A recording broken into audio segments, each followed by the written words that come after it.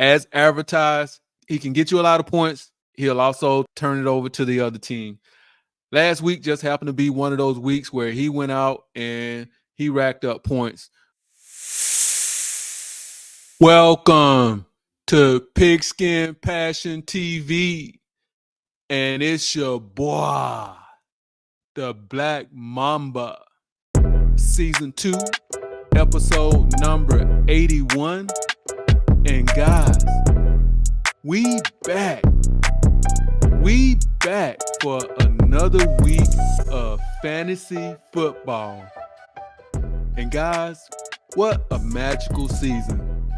Black Mamba is making Black Mamba history every week.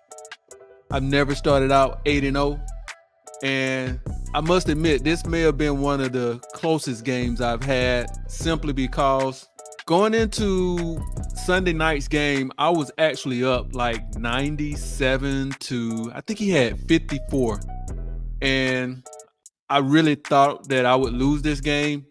I had 2 players left and he had 5 players, and I was only up by maybe 43 points. But his afternoon players, which were Kenneth Walker, Tyler Lockett, and Chuba Hubbard, actually just wet the bed. And he went into Sunday night's game with Dak Prescott and CeeDee Lamb and pretty much needed a monster game.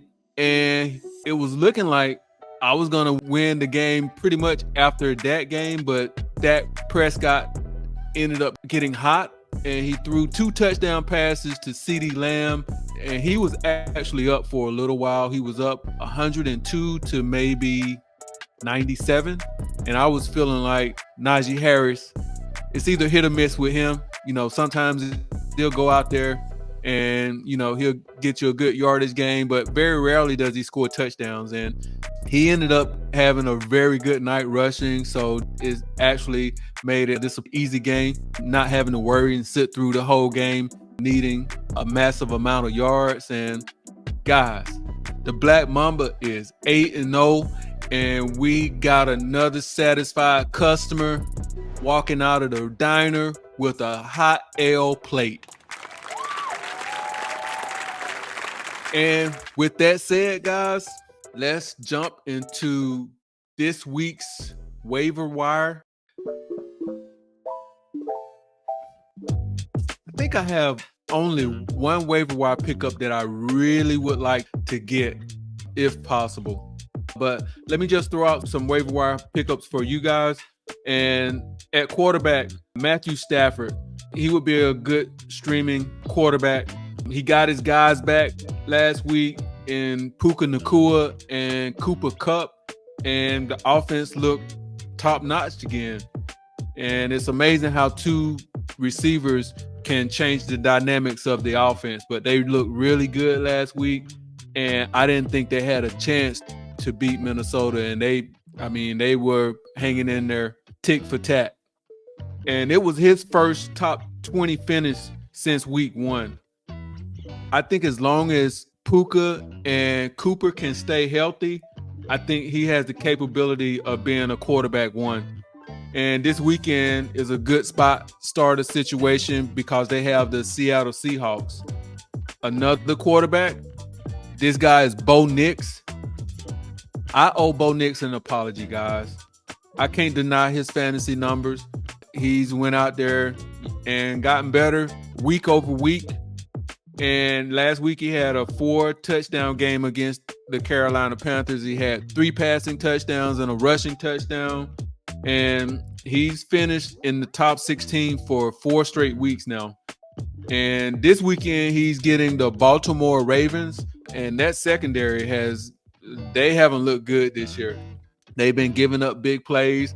If you need a spot starter, this would be a good week to maybe pick him up and put him in the lineup, as he can maybe add a little boost to your quarterback position. And guys, I hope that maybe you listened to me last week and went out and picked up this guy. I'll give him again, and that's Jameis Winston. As advertised, he can get you a lot of points. He'll also turn it over to the other team. Last week just happened to be one of those weeks where he went out and he racked up points. He threw for 334 yards and 3 touchdowns, and those were season highs for the Cleveland Browns in both categories.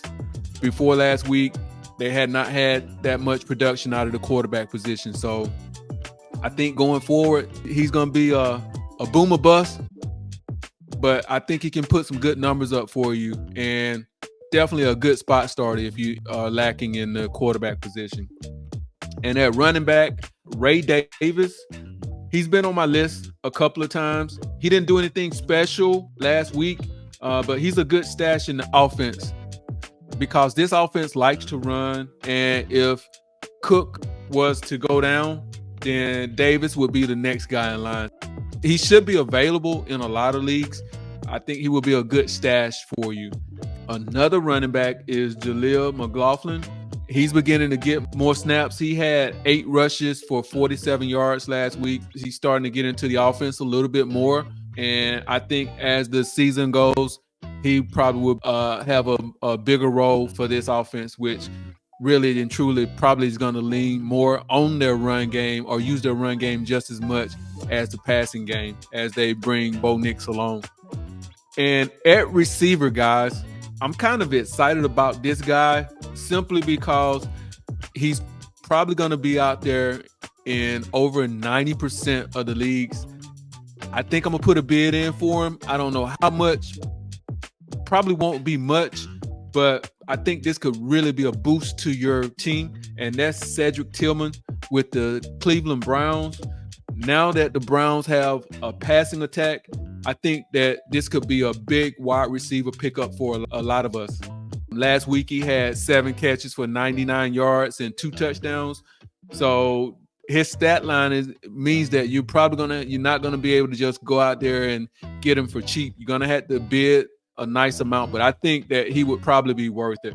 And he's Jameis Winston. It seems to be his favorite target. So depending on what your lineup looks like, I think he would make a good flex or number 2 receiver in an offense that he's going to be the number 1 receiver in. So if he's available, which he should be, I would definitely get him if you're in need of a wide receiver.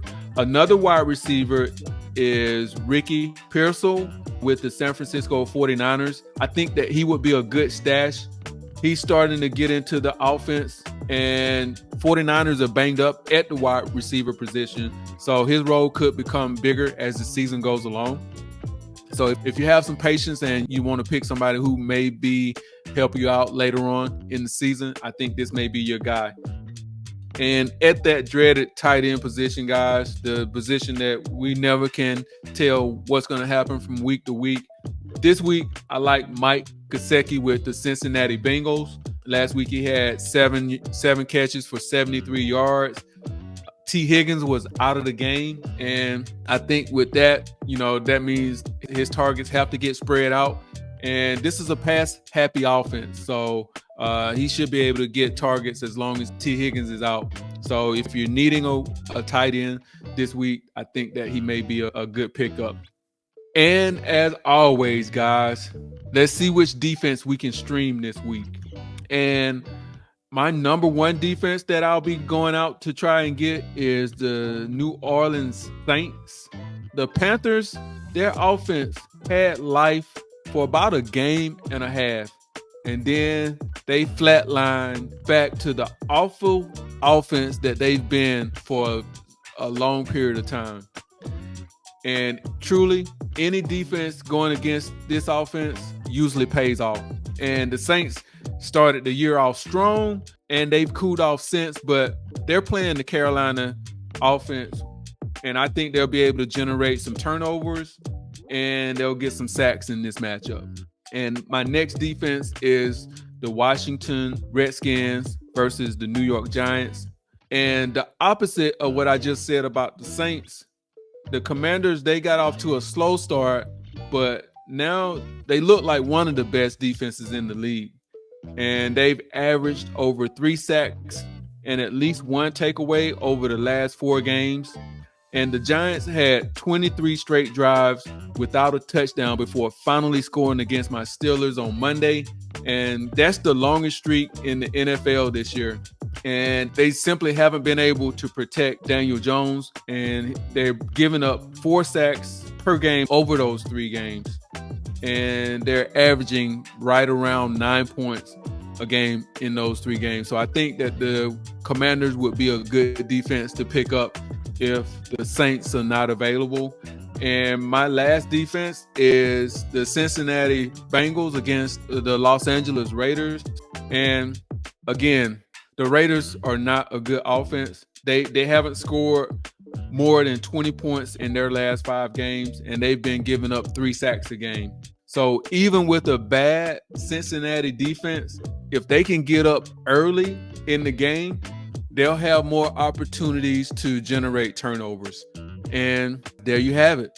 These are my waiver wire pickups for this week, guys. Let's go out and dominate another week. And before I leave, do me a favor. Spike that like, comment, subscribe. And it's your boy, the Black Mamba, out.